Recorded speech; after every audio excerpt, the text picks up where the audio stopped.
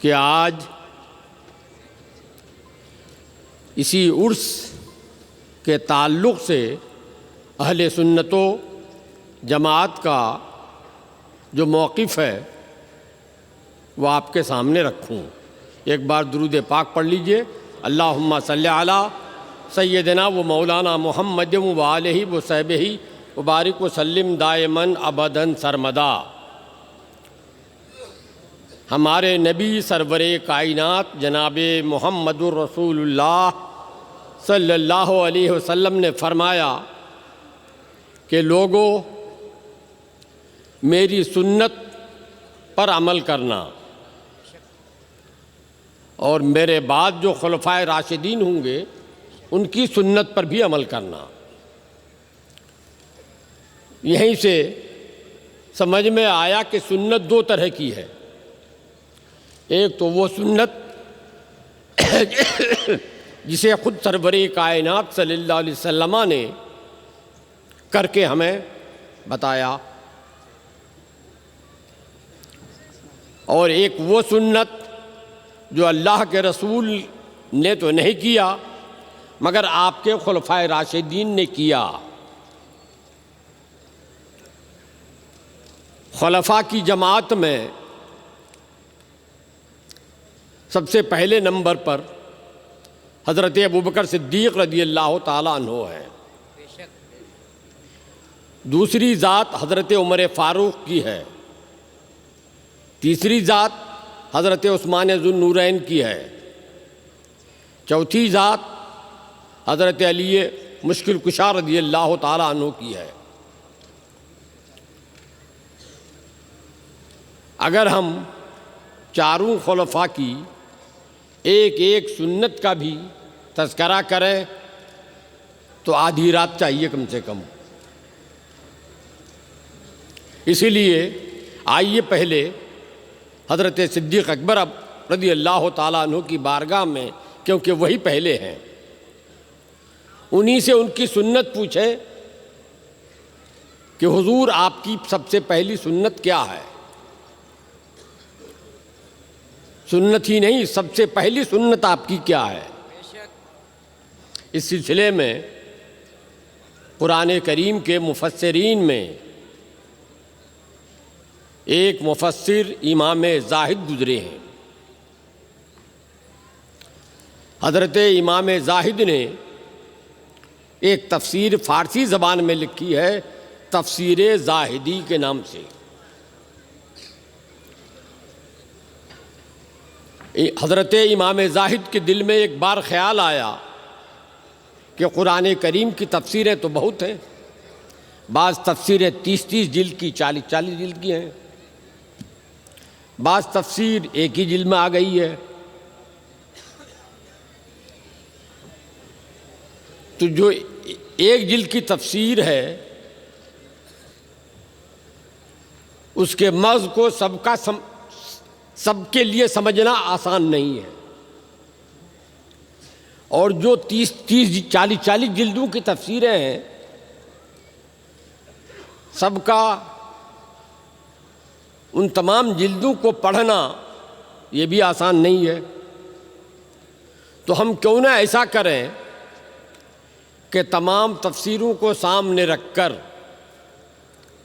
اس کا ایک عطر مجموعہ تیار کریں اور وہ قوم کے سامنے پیش ہو، قوم اسے پڑھے۔ تو آپ نے 2 جلدوں میں فارسی زبان میں تفسیر لکھی جس کا نام ہے تفسیر زاہدی۔ تفسیر زاہدی لکھنے کے بعد کیا ہوا؟ وہ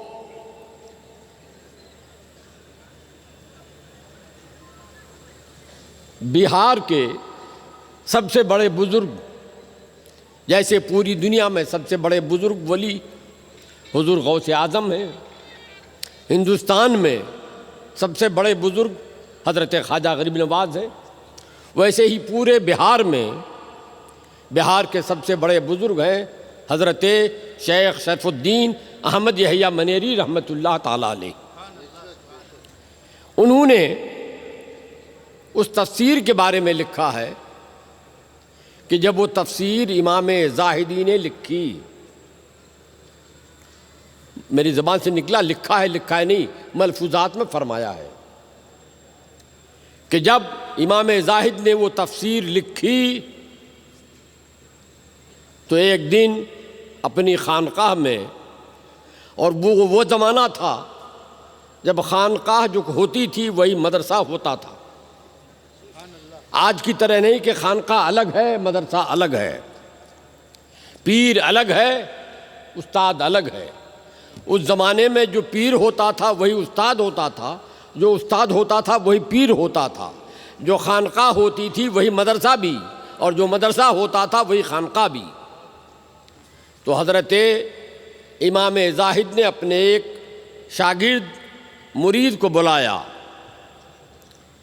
فرمایا بیٹا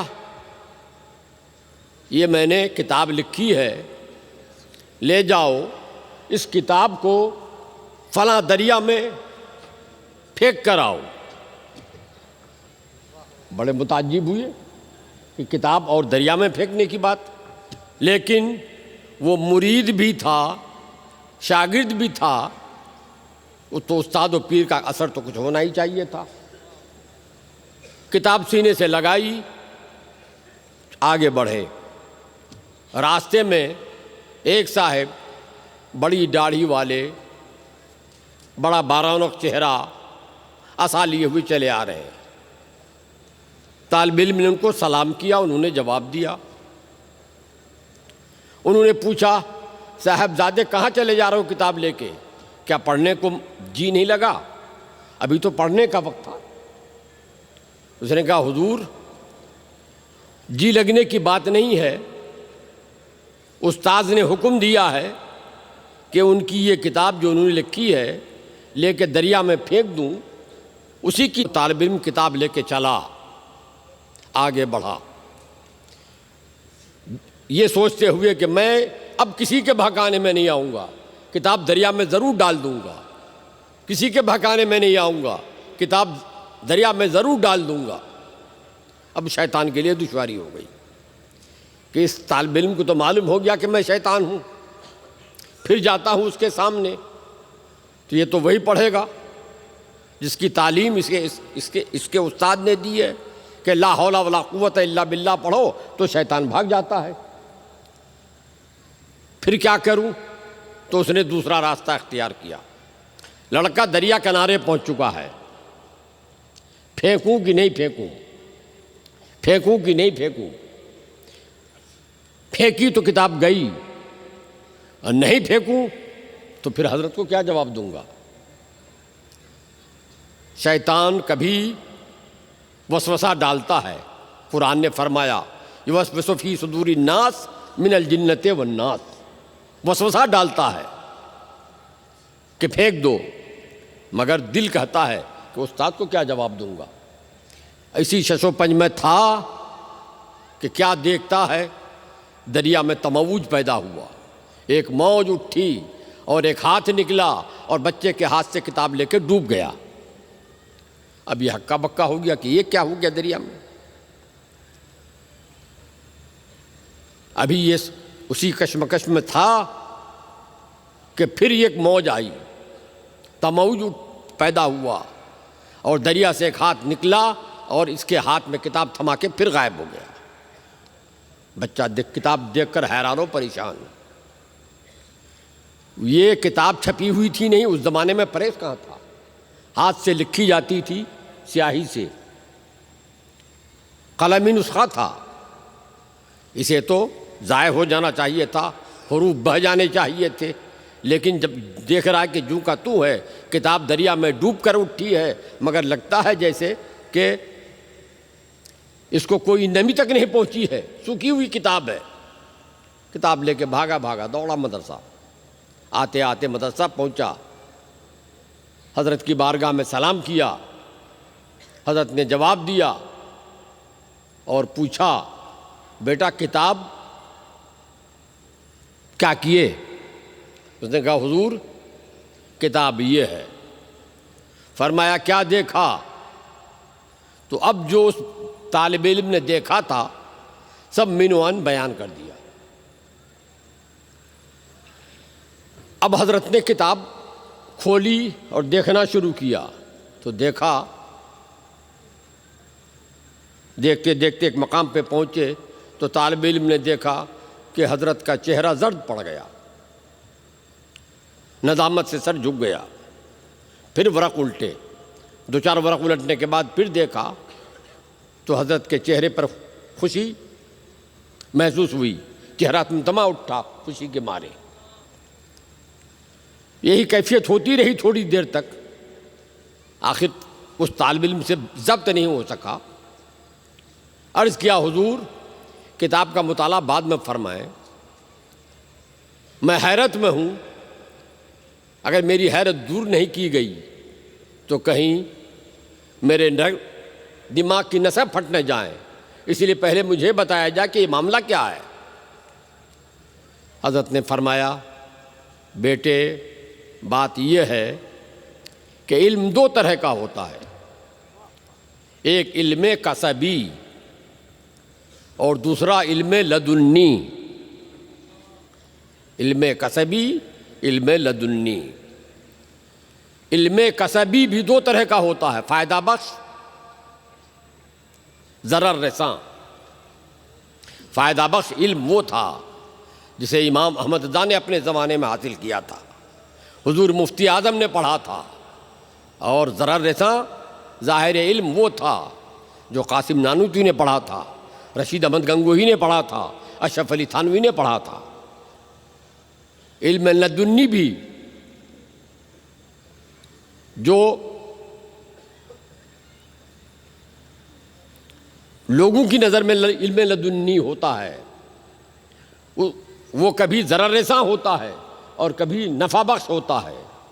ضرر رساں وہ ہے کہ جب حضور غوث اعظم رضی اللہ تعالیٰ عنہ کو آواز آئی، اے عبد القادر تمہاری عبادت و بندگی اللہ تعالیٰ کے ہاں ایسی مقبول ہوئی کہ اللہ تعالیٰ نے تمہاری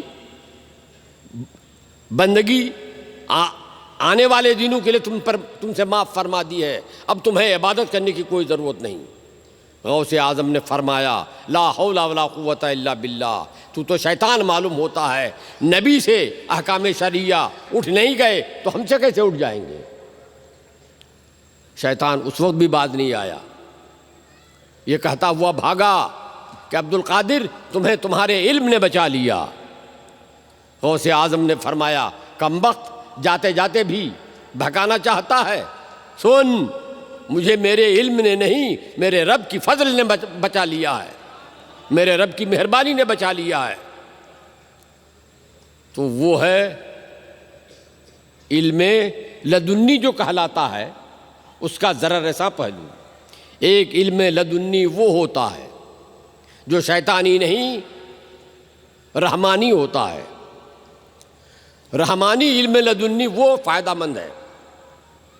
تو میں نے کتاب لکھی تھی علم کسبی کے ذریعے سے، مگر مجھے اطمینان نہیں تھا کہ پتہ نہیں کہاں کہاں غلطی ہوئی ہے نہیں ہوئی ہے، اسی لیے میں نے علم لدنی والے کے پاس تمہیں دریا میں کے کنارے بھیجا تھا تاکہ ان کی نظر سے گزر جائے کتاب۔ وہ شخص، وہ ہاتھ جو تم نے دیکھا تھا، سنو وہ ہاتھ حضرت خضر کا تھا۔ تمہارے ہاتھ سے کتاب لے کے جو پانی میں ڈوب گیا اور کتاب مطالعہ فرمائی اور تمہارے ہاتھ میں دی۔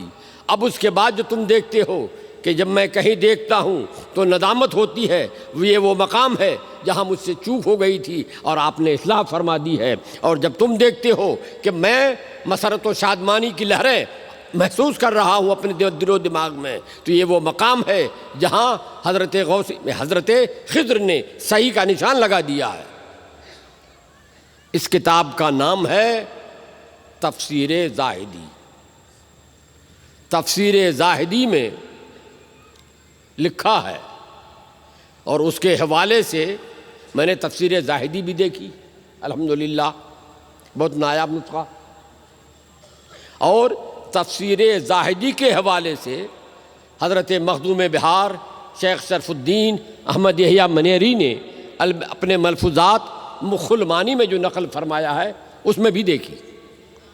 فرماتے ہیں کہ جب اللہ کے پیارے نبی سرور کائنات جناب محمد الرسول اللہ صلی اللہ علیہ وسلم کا وصال ہوا، سرکار اس دنیا سے پردہ فرمائے، تو سب سے پہلے مسئلہ اٹھا خلافت کا کہ اللہ کے رسول کا خلیفہ کون بنے گا، اور مسئلہ اٹھا تدفین کا کہ اللہ کے رسول کی تدفین کہاں ہو۔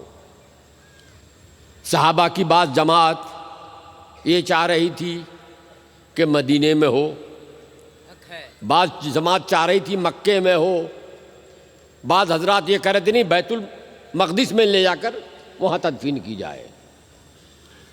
اتنے میں ایک صحابی کو حدیث یاد آئی، انہوں نے کہا آپ سب لوگوں کو بھی یاد ہونا چاہیے جن جن حضرات نے سنا ہے کہ اللہ کے رسول سرور کائنات جناب محمد رسول اللہ صلی اللہ علیہ وسلم جب پہلی بار مدینہ منورہ تشریف لا رہے تھے ہجرت فرما کر، تو جس راستے سے آ رہے تھے اس راستے سے شہر کے داخلہ کے لیے جو مین گیٹ ہے وہاں پر سارے مسلمان جمع تھے۔ سرکار جب تشریف لائے تو سب کی تمنا تھی کہ سرکار کا پہلا قدم میرے گھر پہ پڑے۔ صحابہ نے عرض کیا، ہر ایک نے اپنی اپنی عرضی پیش کی۔ سرکار نے سماعت فرمائی اور ارشاد فرمایا کہ اگر میں ایک کے ہاں پہلے جاتا ہوں تو دوسرے کی دل شکنی ہوگی، دوسرے کے ہاں جاتا ہوں تو تیسرے کی دل شکنی ہوگی، اور میں دلوں کو جوڑنے آیا ہوں، توڑنے نہیں آیا۔ اس لیے میں کسی کے گھر نہیں جاؤں گا، اپنا معاملہ اس اونٹنی پہ چھوڑ دیتا ہوں، یہ اونٹنی جہاں بیٹھ جائے گی وہیں اتروں گا۔ وہ اونٹنی چلی آئی، آتے آتے جس مقام پر اونٹنی آ کے بیٹھ گئی اپنے آپ، وہ مقام جس صحابی کا تھا، وہاں کے اللہ کے رسول اترے اور فرمایا یہ وہ جگہ ہے جو میری منزل ہے اور یہی وہ جگہ ہے جو میرا مدفن ہے۔ جن صحابہ نے سنا تھا، یاد رکھا تھا، انہوں نے تصدیق کی۔ بالآخر وہ اختلاف ختم ہوا کہ مکے میں دفن کیے جائیں یا بیت المقدس میں دفن کیے جائیں، وہیں پر آپ کا لحد مبارک تیار کیا گیا۔ ادھر اختلاف پیدا جو تھا کہ اللہ کے رسول کا خلیفہ کون ہو، بعض لوگ انصار چاہ رہے تھے کہ کوئی انصاری ہو، اور مہاجرین چاہ رہے تھے کہ کوئی مہاجر ہو۔ بات بہت بڑھ گئی، کوئی کسی کی بات سننے کو تیار نہیں تھا۔ کچھ لوگ صلح صفائی پہ اتر آئے، انہوں نے کہا ایسا کیجئے ملی جلی سرکار بنا لیجئے، ایک انصاری اور ایک مہاجر مل کر حکومت چلائیں گے، اسلامی حکومت مل کر چلائیں گے۔ اس وقت حضرت عمر فاروق رضی اللہ تعالیٰ عنہ کو اللہ کے رسول سرور کائنات صلی اللہ علیہ وسلم کی یہ حدیث یاد آئی۔ انہوں نے کہا اے لوگو سنو، مجھے ایک حدیث یاد ہے، آپ لوگوں میں بھی بہت سے لوگوں کو یاد ہوگی۔ اللہ کے رسول نے ارشاد فرمایا تھا کہ خلیفہ قریشی ہوگا، یعنی سرکار دو عالم صلی اللہ علیہ وسلم کے اوپر کے خاندان سے جو بھی فرد ہوگا وہ خلیفہ ہوگا۔ حضرت ابوبکر صدیق بھی تھے، عمر فاروق بھی تھے، عثمان غنی بھی تھے، مگر وہ تھوڑے سے دور کے تھے، اوپر سے آ رہے تھے۔ حضرت مولا کائنات علی مرتضیٰ بھی تھے، سب لوگ تھے، لیکن حضرت مولا کائنات رضی اللہ تعالیٰ عنہ کو حدیث یاد تھی۔ آپ نے فرمایا کہ اللہ کے رسول سرور کائنات نے جب آخری نماز کا وقت تھا، نماز کے لیے مؤذن آئے، سرکار کی بارگاہ میں عرض کیا تو فرمایا کہ ابو بکر کو کہو نماز پڑھائے گا۔ مؤذن گئے، حضرت ابو بکر مسجد میں موجود نہیں تھے۔ کوئی چاروں طرف دیکھا، تلاش کیا، نہیں ملے، تو حضرت عمر فاروق رضی اللہ تعالیٰ عنہ سے کہا کہ آپ نماز پڑھا دیجئے۔ حضرت عمر فاروق کی آواز بڑی بلند تھی، جو ہی حضرت عمر فاروق نے اللہ اکبر کہا تو سرکار کے کانوں میں آواز پہنچ گئی۔ سرکار نے پوچھا کون نماز پڑھا رہا ہے؟ بتایا گیا کہ عمر فاروق نے۔ فرمایا اللہ اور اس کے رسول ابو بکر کے علاوہ دوسرے کی امامت سے راضی نہیں ہے۔ اللہ اور رسول ابو بکر کے علاوہ دوسرے کی امامت سے راضی نہیں ہے۔ اتنے میں حضرت ابو بکر صدیق بھی کہیں تھے، مسجد میں آ گئے، بہرحال نماز انہوں نے پڑھائی۔ تو اے عمر، جب اللہ کے رسول نے دین کے معاملے میں، ہمارے دین کے معاملے میں حضرت ابو بکر کو اولیت دی ہے، تو یہ تو ہماری دنیا کا معاملہ ہے، اس میں ہم کیوں نہیں ان کو اولیت دیں گے؟ چنانچہ حضرت عمر فاروق رضی اللہ تعالیٰ عنہ نے ہاتھ بڑھایا اور حضرت ابو بکر صدیق رضی اللہ عنہ کی بیعت لینا شروع کی۔ اس طرح سے بیعت کا آغاز ہوا۔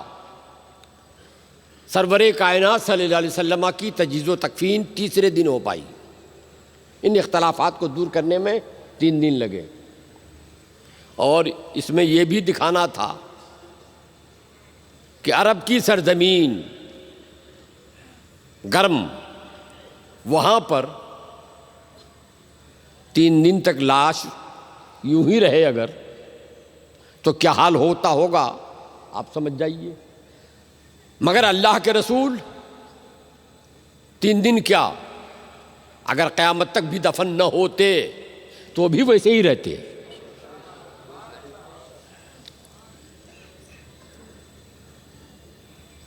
اللہ کے رسول کی بارگاہ میں نماز جنازہ کے لیے بطور صلاۃ و سلام فرشتے آئے۔ فرشتے صلاۃ و سلام پڑھتے رہے، پھر لوگ پڑھتے رہے، ہوتے ہوتے اخیر میں حضرت ابوبکر صدیق رضی اللہ تعالیٰ عنہ آئے، خلیفۃ المسلمین کی موجودگی میں بیٹا، باپ، قاضی، عالم، فاضل کسی کو جنازے کا پڑھانے کا اختیار نہیں ہوتا ہے اگر وہ اجازت نہ دے۔ اگرچہ ہمارے ہاں مشہور ہو گیا ہے کہ بیٹا اجازت دے گا، بیٹا اجازت دے نہ دے، جو محلے کا امام ہے اس کو اس کے بیٹے سے پوچھنے کی ضرورت نہیں ہے، وہ نماز پڑھا سکتا ہے۔ حضرت صدیق اکبر کی نماز پڑھا لینے کے بعد نماز پڑھ لینے کے بعد اب کوئی جنازے کا معاملہ نہیں رہا اور سلسلہ بند ہو گیا۔ فرماتے ہیں آگے چل کر کہ اس وقت سرکار کے حرم پاک میں 9 بیویاں تھیں۔ انہوں نے آپس میں طے کیا کہ خلافت تو ابوبکر صدیق کی ابھی تک چل ہی رہی ہے، معاملہ بیعت کا چل ہی رہا ہے، تو ہم لوگ ایسا کیوں نہ کر لیں کہ رسول پاک کی بارگاہ میں ایصال ثواب اور فاتحہ کے لیے ایک دن متعین کر لیں۔ ایک دن متعین کر لیا اور 9 دن تک لگاتار سرور کائنات کی بارگاہ میں فاتحہ پڑھ کے ایصال ثواب کیا جاتا رہا۔ 9 دن یہ اور 3 دن ادھر پہلے گزرے تھے، 12 دن گزر گئے۔ 12 دن جب گزر گئے تو حضرت ابوبکر صدیق رضی اللہ تعالیٰ عنہ نے کھانا پکوایا۔ کتنا کھانا تھا؟ فرماتے ہیں آن قدر تام ساختن کہ تمامت مدینہ را بس کر۔ اتنا کھانا پکوایا کہ مدینے میں جتنے تھے، ظاہر بات ہے مدینے میں اس وقت منافق نہیں تھے، مدینے میں اس وقت غیر مسلم نہیں تھے کوئی، تو سارے مدینے کے لوگوں کے لیے کھانا پکوایا کہ وہ سارے مدینے کے لوگوں نے پیٹ بھر کے کھانا کھایا۔ جب اتنے سارے لوگ جمع ہو گئے، لوگوں نے دیکھا کہ ابوبکر صدیق نے اتنا کھانا پکوایا ہے، تو چیمی گوئی شروع ہوئی کہ آخر ابوبکر صدیق کس خوشی میں کر رہے ہیں یہ سب۔ آج سب کی دعوت کس خوشی میں انہوں نے کی ہے؟ کہیں خلافت ملنے کی خوشی تو نہیں ہو گئی؟ تو گفتن، فارسی میں جملہ ہے گفتن، جمع کا صیغہ ہے، ایک کہے تو گفت بولا جاتا ہے اور انیک کہیں تو گفتن۔ گفتن، وہ کہنے والے کون تھے؟ صحابہ تھے وہاں۔ صحابہ نے کہا گفتن، عمر فاروق رہے ہوں گے، عثمان غنی رہے ہوں گے، علی مرتضیٰ رہے ہوں گے، حسن حسین رہے ہوں گے، یہ سارے لوگ رہے ہوں گے، کیونکہ حضرت ابوبکر صدیق تو دائی تھے ہی، وہ کیا کہتے؟ گفتن الیوم عرس رسول اللہ، الیوم عرس رسول اللہ، آج اللہ کے نبی کا عرس منایا جا رہا ہے، آج اللہ کے نبی کا عرس منایا جا رہا ہے۔ تو سب سے پہلا عرس حضرت ابوبکر صدیق نے منایا، یہ ان کی پہلی سنت ہے۔ آج اسی عرس کی تقریب کے سلسلے میں یہ اجلاس بھی رکھا گیا ہے اور ساتھ ساتھ دستار بندی کا جلسہ بھی ہے۔ اللہ تبارک و تعالیٰ قبول فرمائے۔ وآخر دعوانا ان الحمد للہ رب العالمین۔ السلام علیکم۔